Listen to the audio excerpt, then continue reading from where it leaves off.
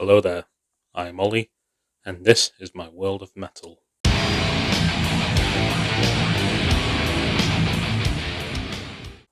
So, Mangata Festival takes place in Nottingham every year, and it's a city with a pretty strong metal scene, especially when you consider that the likes of Download and Bloodstock Opener take place in the region every year. But Mangata operates on a much smaller level, and it's an independently run festival, and it focuses more on the smaller grassroots sorts of bands. The sort of bands who are opening Bloodstock's main stage, playing Download smaller stages, that kind of level. There was a pretty broad range of genres as well this year, which was pretty cool. There was a nice helping of doom and stoner style metal, the usual tech metalcore sort of bands. There was even a bit of classic metal, especially with the Raven Age who headlined, as well as the more extreme side, more black metal on the smaller stages. It takes place in Nottingham city centre across 5 venues, which sounds quite intimidating, but once you realise most of the venues are literally within a minute walk of each other, if that, it makes the logistics so much easier. And it was on the hottest day of the year though, so that could have made things a bit tricky, but thank God it was air conditioned. I headed over to the main stage first thing to see Malavora.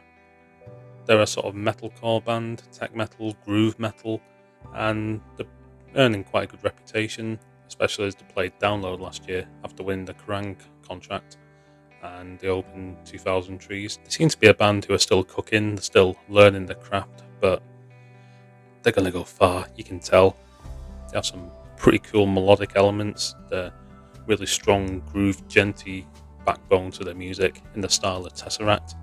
And Tesseract are good, so that's always a good thing. And it was a pretty confident opening display and set the tone for the rest of the festival.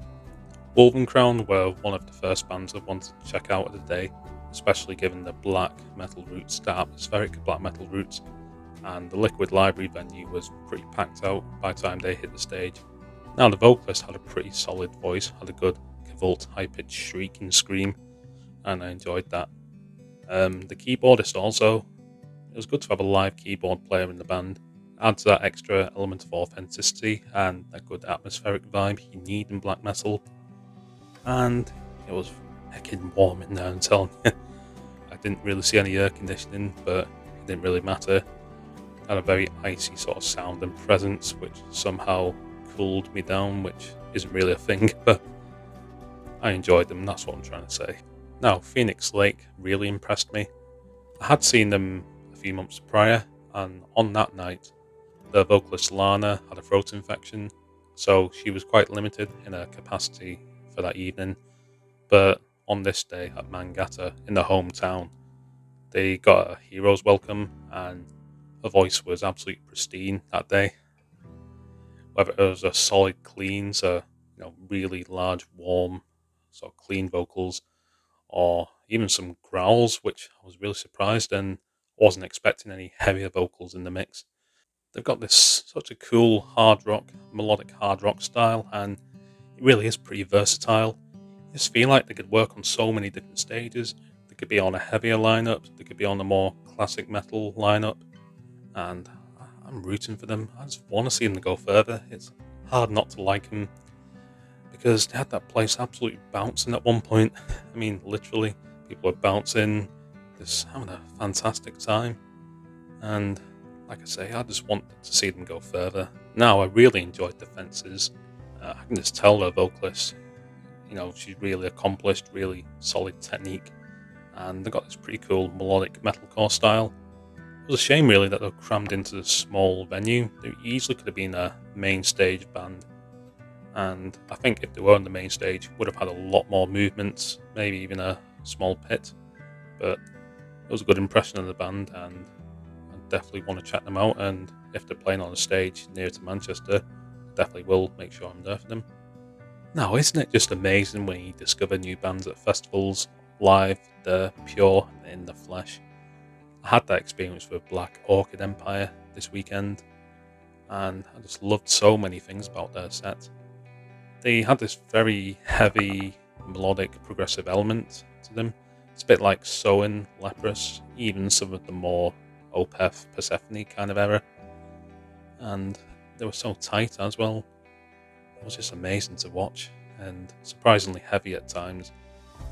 The frontman had some excellent crowd interaction and engagement with the audience, which again made it a lot more immersive and easy to get behind them. Coil guns really surprised me, mainly because I didn't know they're from Switzerland, but that doesn't matter. I listened to them on record prior to coming to Mangata, and I thought it sounded okay. I wasn't really that keen on them, but seeing them live in the flesh, they are something else. The vocalist has the energy of a Duracell battery, if that makes any sense at all.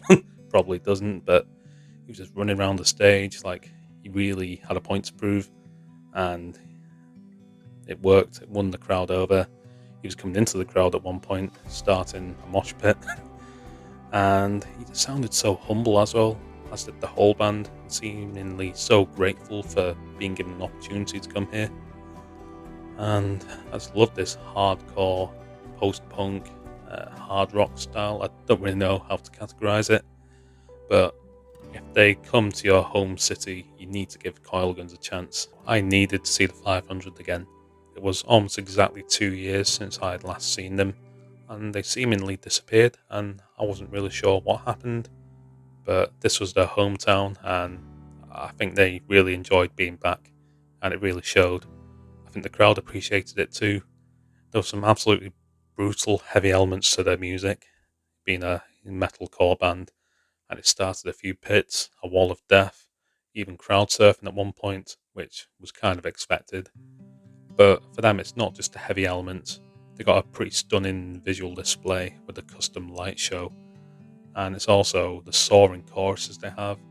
You know, if you listen to the likes of Bleed Red or The Rising Tide, you'll see exactly what I mean. I think it healed part of me being able to sing The Rising Tide out loud in full in the venue, and I think that was worth the trek to Nottingham on its own. Now, I would have liked to have seen Desert Storm and Esoterica, who headlined the Ghost nightclub stage, but I'm getting a bit older now and I can't really do full festivals anymore. I saw 10 bands on the day, which I was quite impressed by. But luckily, there's quite a lot of places to have a break if you need it. There's plenty of seated area inside the venues, outside, and I think that really needs to be highlighted because it made the whole thing so accessible for people like myself, and I'm sure there was others who appreciated it. Now let's talk about value here because I don't think you can get better value than Mangata really. It's I think £45 a ticket this year, so that's like £1 a band or something ridiculous. And you're not exactly watching smaller startup bands. Most of the bands on this lineup are pretty damn serious. They're seasoned veterans, really. Those who have opened Bloodstock's main stage, headlining smaller festivals, playing on download smaller stages, like I said earlier in the video. And yeah, you're not skimping on quality either. If it's going to be like this next year, I'm definitely going to be back because I've been introduced to so much new music this weekend, and it was worth a gamble on the smaller bands who I wasn't familiar with, and I'd love to experience that again next year. And for me, it's just nice to get away from Manchester and to experience a different scene and just to see how music's done in a different part of the country. I think Mangata are doing it pretty well. Nottingham has a pretty strong music scene, and I think it's important that we get out and support these smaller venues and smaller festivals because we won't have those bigger headline festivals otherwise. We won't have the bigger headliners at likes of Bloodstock, even Glastonbury, Hellfest. So, like I say, if it's going to be like this next year, I definitely want to be back.